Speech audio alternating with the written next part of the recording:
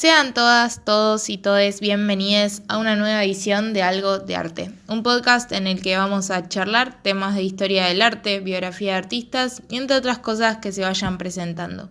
Mi nombre es Florencia Pena y me pueden buscar en Instagram como mflorpe y también les invito a que sigan a Radio Hashtag en todas sus redes, Facebook, Twitter, Instagram, Spotify y YouTube, donde pueden escuchar este podcast que sale primero que nada en la web de Radio Hashtag los martes a las 18 horas. También recuerden que si tienen un programa de radio, un podcast o les gustaría tenerlo, pueden contactarse con los chicos de Radio Hashtag, que como me dieron el espacio a mí, se lo van a dar a ustedes. ¿Cómo están? ¿Todo bien? Hace mucho que no grabo podcast porque el anterior lo tenía grabado con anterioridad, valga la redundancia, y he perdido el hábito ya con una semana.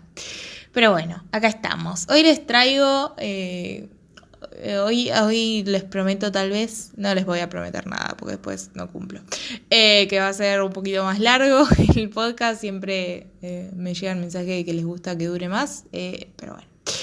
Hoy les traigo a un señor que hemos nombrado en varios podcasts anteriores y que no me di cuenta que no tenía su propio podcast y se lo merece. Estamos hablando de Elio Oiticica y me pongo de pie. Para mí, uno de los artistas, y vamos a hacer un recorrido bastante minucioso por su carrera y sobre sus series más conocidas, uno de esos artistas en los que me da el claro ejemplo de estos artistas que tienen un tema de profundo interés y lo investigan y lo llevan al máximo, ¿no? Lo que no significa que es la manera de producir de todo eso, que es la manera, bueno, sos un artista, sí, haces así, pero por lo menos es con lo que yo me siento más identificada, ¿no? Con esta idea de explorar un concepto hasta que no tengas más nada que explorar de ahí y después pasar al que sigue. Bueno, a este señor le interesaba muchísimo el tema del color. Y desde este podcast lo que siempre decimos yo y mi bipolaridad, pues soy yo solita, es que miren obra, ¿no? Porque si no van a entender la mitad de lo que les estoy diciendo. Pero y además les va a quedar mejor, y con Elio Oiticica es muy, ¿cómo explicar? Como muy presencial, o sea... Hay muchas cosas de su obra que no se pueden explicar porque no tienen características. Yo les voy a contar, voy a hacer mi mejor esfuerzo por describirles en un archivo de audio lo que él trata de mostrar. Obviamente hay un archivo enorme en internet de su obra, hay videos, hay imágenes, está lleno.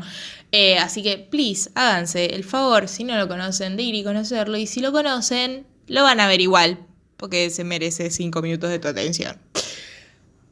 Vamos con su historia un poquito. Él es brasilero, nacido y fallecido en Río de Janeiro en 1937-1980. Fallece solo con 42 años. Una lástima, una pérdida horrible para este mundo. Y es conocido por su participación en el movimiento neoconcreto, sobre todo. Que, si recuerdan, mis oyentes, mis fieles oyentes, el podcast de Alicia Clark, bueno, hablamos de él. ¿Por qué? Porque estaban en el mismo grupo, que es el grupo Frente, si no me equivoco. Bueno, y va a ser una de las inspiraciones del tropicalismo por su uso radical del color y sus experimentaciones con el arte ambiental. Esto es algo que le va a llamar muchísimo la atención a Sildo, que es todo el tema de la conexión con la naturaleza, pero porque lo que vamos a descubrir en el fondo, que a él le interesa la concepción espacial. Entonces el ambiente... Acá, si alguien disiente conmigo, por favor me lo va a dejar a mi Instagram, que siempre cuando sale este podcast los martes, dejo una cajita para que charlemos. Y si no lo estás escuchando esto cuando sale, que va a ser el martes 14 de septiembre del 2021, si estás escuchando esto desde el futuro, igual, seguramente puedes ir y dejármelo en una cajita de historias los martes. Si alguien disiente conmigo me lo dice, pero en realidad a él lo que le va a interesar es el espacio, ¿no? Como esta dinámica que se da en en el espacio, el cuerpo con el espacio, el color con el espacio. Para mí, mi humilde opinión. Pueden disentir, ya les dije, no se tomen tan a pecho todo lo que yo digo. Porque también en definitiva es mi reflexión y es lo que yo siento cuando veo su obra, que tuve la suerte, y ahora les voy a contar un poco más, de estar en una de sus instalaciones, que la trajeron acá a Buenos Aires en 2018, en la Usina del Arte. Bueno, nada, ahora después les voy a contar un poco más de eso. Bueno, pero el tropicalismo básicamente va a ser lo que se va a fundar el movimiento de arte moderno, entre 2000 comillas, más arte contemporáneo en Brasil, ¿no? Este modelo, muchos críticos le van a decir un modelo for export, como un modelo para llevar afuera. Disiento un poco, pero no nos vamos a meter mucho en eso. Si quieren, un día hacemos un podcast especial de tropicalismo, no tengo ningún problema. Ya saben que me pueden pedir podcast esto en mi Instagram. Si escuchan esto por Facebook o por YouTube, tienen ahí los comentarios para ir y dejar todas sus opiniones, y si quieren pedirme un tema, me lo piden. Nada, eso, sigamos. Díganme si quieren que hagamos un podcast de tropicalismo. Entonces, él lo que se va a decir, ¿no? Es que él diluye la frontera entre el arte y la vida y entre la obra y el espectador. Si hacen memoria, si vienen escuchando este podcast, si no lo vienen escuchando, les cuento, hoy estoy que les voy a contar todo 10 veces si escucharon los otros podcasts, el tema de el arte de vanguardia, y vamos acá a usar 200 millones de comillas, el arte de vanguardia, lo que se va a proponer siempre, su leitmotiv, va a ser esta idea de unir el arte con la vida, ¿no? Tenemos, no sé, ejemplo, la Bauhaus, ¿no? Esto de hacer muebles artísticos que la gente pueda comprar y tenerlo en su casa. En Argentina, los artistas del pueblo, pum, hacen grabado, bajo costo, los venden a los obreros en las fábricas, ¿no? Como esta idea de unir arte y vida, que de hecho los críticos Peter Bürger y John Berger, creo que eran, van a decir que no es vanguardia si no tratan de unir arte y vida, además de tener un manifiesto. El neoconcretismo no me acuerdo si tenía manifiesto. Bueno, se las debo esa. Pero no, entonces es como podemos hablar de un vanguardista acá, porque él quería unir el arte y la vida, y acá retomo con esto que decía yo antes de que su interés por el espacio, él va a querer unir la obra con el espectador. ¿Y por qué remito al espacio? Bueno, porque el espacio es ese entre la obra y el espectador, es lo que da un marco referencial. Insisto, mi humilde opinión. Pueden disentir conmigo. Entonces, enfocándonos en su carrera. Sus inicios van a ser más o menos en los 50. Fue miembro del grupo Frente con Ligia Clark, esto les decía, de arte concreto, ¿no? Bien geométrico, abstracto, por supuesto. Va a tener mucha investigación con el tema del color plano, o sea, el color sin ningún tipo de forma. Y acá hay una serie de él que es una de las más conocidas. Hay una gran colección de esto en el MoMA de Nueva York, que uno diría, me ibas a decir, en el Museo de Brasil. Bueno, no. Entre el 57 y el 58 va a tener esta serie que se van a llamar Metaesquemas, en donde él va a hacer un estudio del espacio a través del color bidimensional, todo esto que estoy diciendo. Y se reduce a formas geométricas monocromas, ¿no? Insertas en una cuadrícula, pero sin alinear. O sea, el que tiene TOC no le recomiendo este tipo de obra porque te saca de quicios que no estén alineados, porque son por milímetros. O sea, te das cuenta que no está alineado, es muy poco la distancia, te das cuenta que no está alineado, que esto es a propósito justamente para generar inestabilidad y dinamismo. O sea, si alguien escuchó el podcast de arte cinético óptico, que nos centramos acá en Argentina, pero esto tranquilamente podría entrar en el arte cinético. ¿Por qué? Porque da la sensación de que se está moviendo la pintura. O sea, él está explorando cómo esa pintura se proyecta en el espacio sin dejar de ser bidimensional. O sea, esto de se mueve. O sea, vos lo ves y se mueve. Y te genera de que te vas a caer en cualquier momento. Estás borracho, básicamente. O sea, realmente es increíble lo que con un efecto visual se puede lograr sin estar en la tridimensión. Igual no se queden con esto porque él va a salir del plano, pero hasta este momento no. Entonces él después va a ponerse a investigar como a full toda esta idea, y medio que se empieza a salir de los esquemas del arte concreto, y acá es donde empieza con el neoconcretismo, ¿no? Que rechaza la naturaleza objetual, el racionalismo del arte concreto, o sea, del mismo grupo que le era parte, pero bueno, esto también pasa en las investigaciones, ¿no? Vos seguís adelante y en un momento decís, che, pero yo estaba haciendo cualquiera, esto no es así. Bueno, eso también es parte de la investigación y de la grandeza, si me permiten, de admitir que no servía todo lo que estabas haciendo. Estamos hablando en conceptos del arte y no... Igual me parece que en todos los campos de la vida pasa, ¿no? Según los avances te das cuenta que lo que hiciste antes era un poco una basura. O sea, capaz esto es totalmente subjetivo y me pasa solo a mí, me arriesgo a esto. Entonces van a rechazar todo lo que venían haciendo y buscan un acercamiento fenomenológico y menos científico del arte. ¿Por qué? Porque está esto que les venía diciendo. Bueno, básicamente, estoy hablando re rápido, me doy cuenta cuando estoy subida a un tren a 1000 por hora. Bueno, básicamente es esto que yo les decía, son ilusiones ópticas y está súper calculado.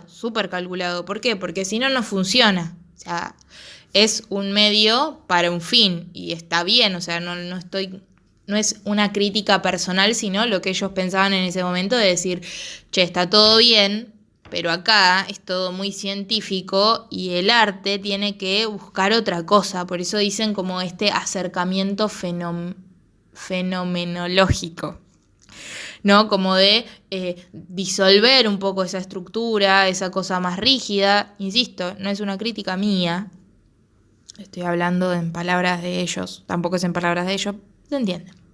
Y entonces buscan hacer como evidente de que hay, y acá, insisto, con el tema del espacio, la relación espacial de la obra con el espectador, esta relación que hay, este marco, este contexto, este entre la obra y el espectador. Y acá, nuestro querido amigo Elio va a enfocarse en esto, ¿no? Por eso yo les decía que antes él estaba tratando de encontrar esa relación con el espacio, no la estaba encontrando, y acá, bueno, llega a esa conclusión de que es ahí a lo que hay que apelar, a ese espacio, a esa relación, y hacerla evidente de que hay, evidentemente, una relación, valga la redundancia, ¿no? Entre el espacio y el espectador y la obra, ¿no? Esa es la relación. O sea, sería, reformulo, hacer evidente que hay una relación entre el espectador y la obra. Y para hacer evidente esto, lo que hay que acortar o lo que hay que apelar es al espacio entre el espectador y la obra. Entonces, a partir de acá, se va a intensificar su exploración del color, porque él lo que va a entender es al color como una composición sensorial, como un campo sensorial, ¿no? Entonces va a entender al color como este espacio, mucho más allá de la pintura. De hecho, acá va a tener una serie de pinturas o de objetos. Uy, se me fue ahora. Esto porque vi fotos y no me acuerdo, no busqué la parte teórica. Va a ser, bueno, estoy casi segura que eran pinturas, pero de cosas monocromas, totalmente monocromas, es decir, blanco y negro, en donde el objeto va a representar el color, o sea, va a hacerse carne del color, va de alguna manera representar este color. No se enreden con este concepto, que ahora con la obra que les voy a decir, que se las traje de los pelos porque tampoco investigué tanto de esa serie, porque quería venirme a esta segunda parte de Lioitizica, le podemos decir, es como una segunda temporada, ¿no? Que vas a arrancar en el 63. Esta es una división que hago yo. vengan a discutirlo. ¿No? Para mí arranca esta segunda temporada en la que él se va a dar cuenta de esto que veníamos hablando, que va a intensificar su exploración del color, va a decir el color es un campo sensorial y le vamos a dar mecha con esto. Y acá vienen estas dos series que a mí me encantan, o sea, realmente fanática de estas dos, que van a ser Los Bólidos o Bólides y Parangolés, ¿no? Son dos series distintas, las dos series van a tener muchas versiones, o sea, va a explorar al mil, no es que estoy hablando de una obra, insisto, hablando de series, y en las series también hay fluctuaciones, si bien es el mismo concepto, hay diferencias, ¿no? Que tienen que ver con esto, con la progresión de una investigación. Entonces, estamos hablando más o menos entre el 63 y el 67. Importante estas fechas y ahora se van a dar cuenta por qué. Los bólidos, que eran estructuras pequeñas, generalmente de madera, pintadas de algún color primario, es decir, rojo, azul o amarillo. Naranjas también hay. Primero eran de madera, después eran de vidrio, o sea, va cambiando ahí la estructura. Algunos tenían tipo de madera con pedacitos de vidrio incorporados, ¿no? Esto también habla de una proyección, ¿no? En el espacio. Él en esta época va a estar muy metido en las favelas, va a redireccionar esta obra para esos espacios. Es importante este detalle. Y son estos contenedores que adentro tienen un pigmento de un color, ¿no? Es decir, el polvito de color, y elementos orgánicos que encarnaban ese color. Es decir, no sé, caracoles, pedacitos de madera, o sea, distintas cosas sacadas de la naturaleza que encarnan este color, este pigmento, ¿no? O sea, si tienen algo amarillo, cosas amarillas, si son cosas... ¿Está? Creo que queda claro. Y estos objetos al principio, o sea, ahora, no, claramente, los iba ubicando en distintos como lugares de la favela, entonces eran cajitas que vos te encontrabas y adentro tenía estas cosas. Ahora, en los parangolés son túnicas de telas, acá había mucho reciclaje, ¿no? Había telas, bolsas, material orgánico, ¿no? Como una gran capa. Esto, please, o sea, del resto... No sé, si no quieren buscar, no busquen, pero esto les suplico que busquen imágenes porque es realmente increíble las formas que se arman, porque estos parangolés, o sea, tienen sentido cuando están, o sea, son activadas con el movimiento del cuerpo humano, o sea, vos te lo tenés que poner para que tenga sentido. Hoy vas a un museo y probablemente, no sé en dónde están exhibidos estos, no tuve la suerte de encontrarme con ninguno, creo, o por lo menos que me acuerde. La mayoría están exhibidos como en un perchero y tienen un video de como una performance sería, pero que en realidad estaba pensado para ser exhibido así, de alguien que se lo ponga. Pero, como siempre decimos, hay decisiones curatoriales que tienen que ver con que algo perdure, se me fue la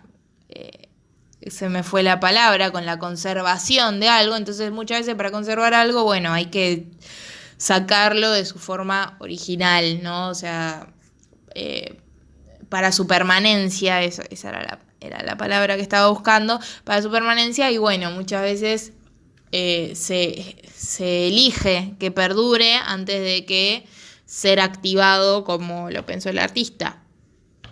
Son posturas, qué sé yo. Son posturas. También acá como que nos podríamos cuestionar de por qué no hacerle copias o cuál es el valor del original, ¿no? Pero bueno, es un debate como muchísimo más amplio. Se las dejo picando, ustedes me dirán. Entonces son colgados, ¿no? Pero originalmente era esto, se activaban con el cuerpo humano y muchas de estas capas escondían en sus pliegues Mensajes políticos, como por ejemplo, y creo que fue el más popular, yo encarno la revuelta. Y ahora ustedes dirán, ¿por qué tienen estos mensajes o qué tiene que ver la activación del cuerpo con un mensaje político? Yo les diría que todo tiene que ver, pero vamos por parte. Esto yo les dije que era entre el 63 y el 67, les dije que eran años importantes. ¿Y por qué? Porque en el 64 hay un gobierno de facto en Brasil. Entonces estas obras encarnan, tenían carga de una resistencia, de un juntarse, de algo relacional, ¿no? Todo esto, o sea, sabemos que el tema de juntarse, de estar con un otro en una dictadura es altamente político, es altamente revolucionario. Entonces, estas obras van a tener esas características.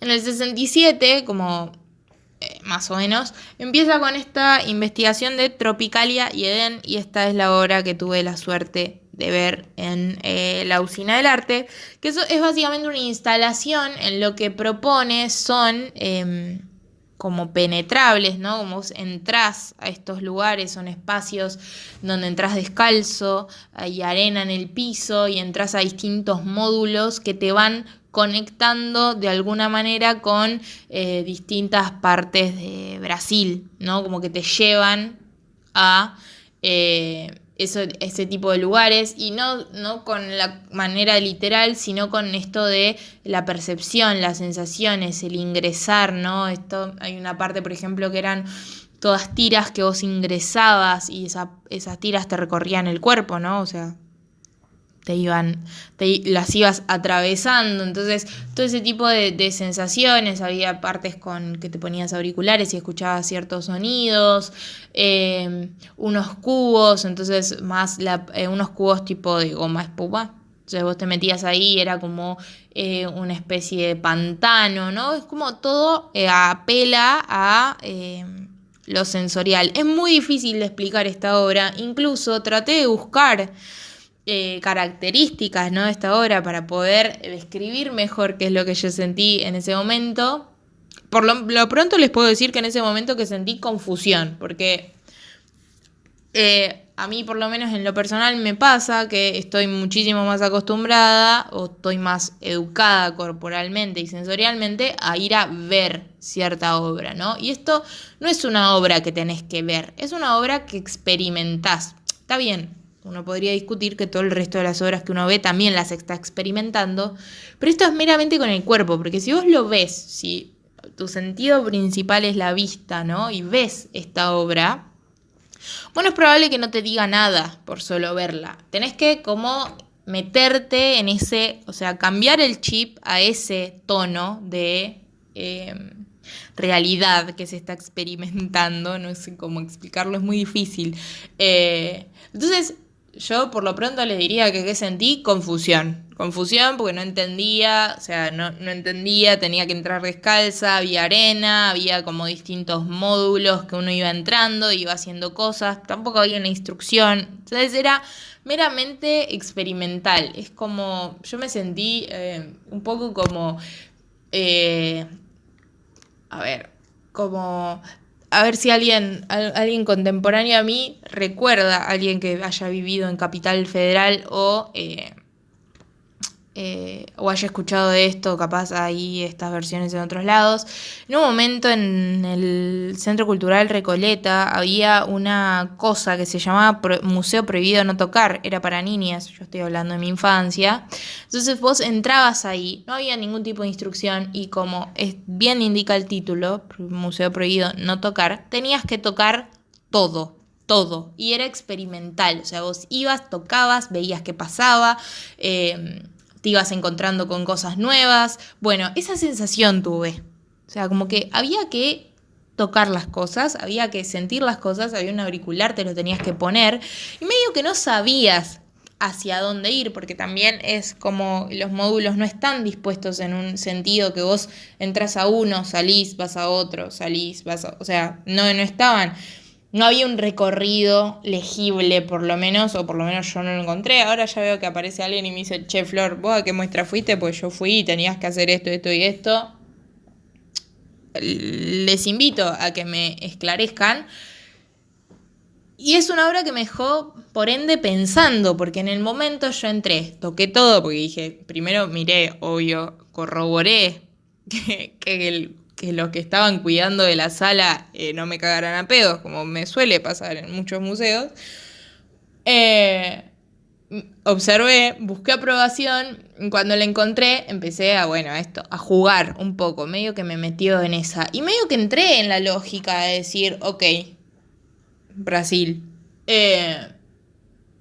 Pero nada, es muy difícil de explicar esta obra. Creo que hay videos. Son estas obras que... Esta es una obra del 67, acá fue recreada si no me equivoco, fue en el 2018, en la Usina del Arte, en Capital Federal. Pero son estas obras que se arman con 1.000.000 de instrucciones, ¿no? O sea, curatorialmente es así, se manda el proyecto con un montón de instrucciones.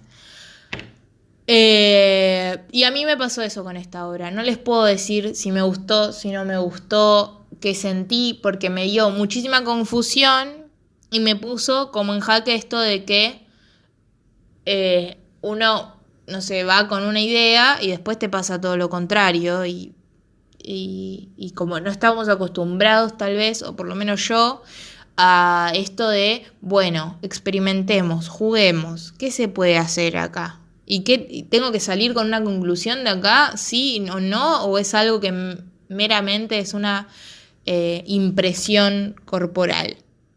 No sé, para pensarlo, qué sé yo, me fui por las ramas con este tema, pero realmente es una muestra que hoy en día la pienso, y es esto, busqué para relatarles un poco mejor esta experiencia, y tampoco encontré una descripción que encaje con lo que yo sentí cuando fui a ver esa obra.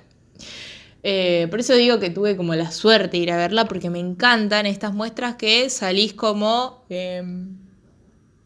no entiendo nada, no entiendo qué está pasando, no entiendo qué acabo de ver, no sé si me gusta, si no me gusta, si la odio, o sea, porque también te puede pasar que digas, no, che, esto es una porquería. No me pasó eso. Pero bueno, nada, me fui por las ramas, les pido 1000 disculpas. Por eso, desde este podcast, siempre la recomendación es vayan a ver obra, porque realmente no sabes con lo que te podés encontrar. Es una caja de sorpresas. Y nada, me parece que es eso, que te puedes encontrar con cosas nuevas. Así te guste o no te guste, tenés que ir y experimentarlas. Y es esto de... qué sé yo cuando fui a ver esta obra, no recuerdo si conocía particularmente la obra de Elio Itisica, porque también me pasa que, no sé, por ejemplo, hay una muestra de alguien que conozco y yo, cual fanática, voy, no importa qué tipo de obra sea, voy. Con esto me parece que era como más la propuesta de ir y ver con qué me encontraba. Creo que una amiga había dicho de ir, como esos planes que medio que te llueven y decís, sí, dale, vamos.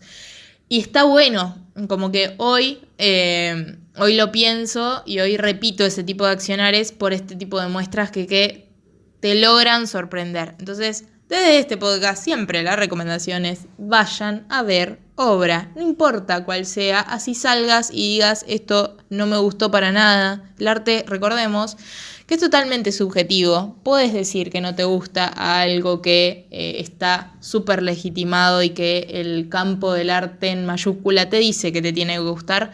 Bueno, te puede no gustar, negri, te puede no gustar, y desde este podcast lo validamos totalmente, porque el gusto es personal. O sea, no.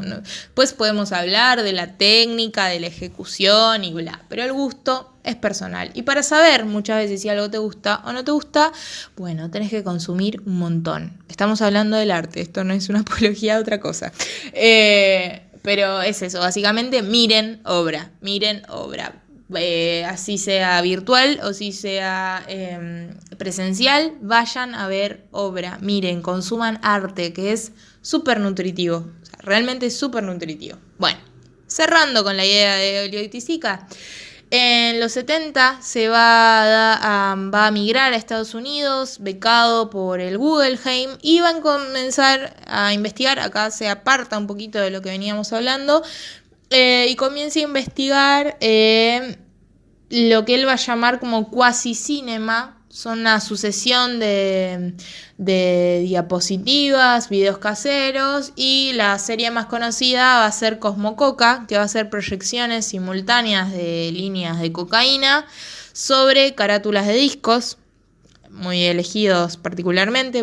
Estos videos sí están en YouTube, y si no están en YouTube están en mi Vimeo seguro, porque yo los vi por ahí. Carátulas de discos, también sobre proyección de ciertos objetos. Es muy interesante la analogía que él hace. Y va a retornar a Brasil, creo que en el 78, no recuerdo, o sea, un poquito antes de su muerte. Va a retornar a Brasil por problemas tenía problemas ya con el tema de la visa, y etcétera, etcétera. La cuestión es que vuelve a Brasil y en el 80 fallece de un accidente cardiovascular. Lamentamos muchísimo desde acá. Nada, eso es como para cerrarles la idea.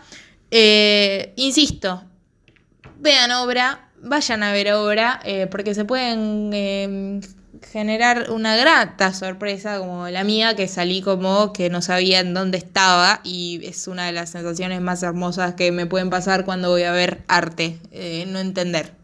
Porque generalmente cuando no entendemos algo, o sea, no entendía lo que estaba evidenciando, no la obra en sí. No sé si me interesaba entender la obra en sí. No entendía qué me estaba pasando por el cuerpo, o sea, qué acababa de experimentar. Estaba como rari. Y con pocas obras me pasa eso, que es como un shock. Esto, a nivel corporal, así entendamos o no lo que estamos viendo.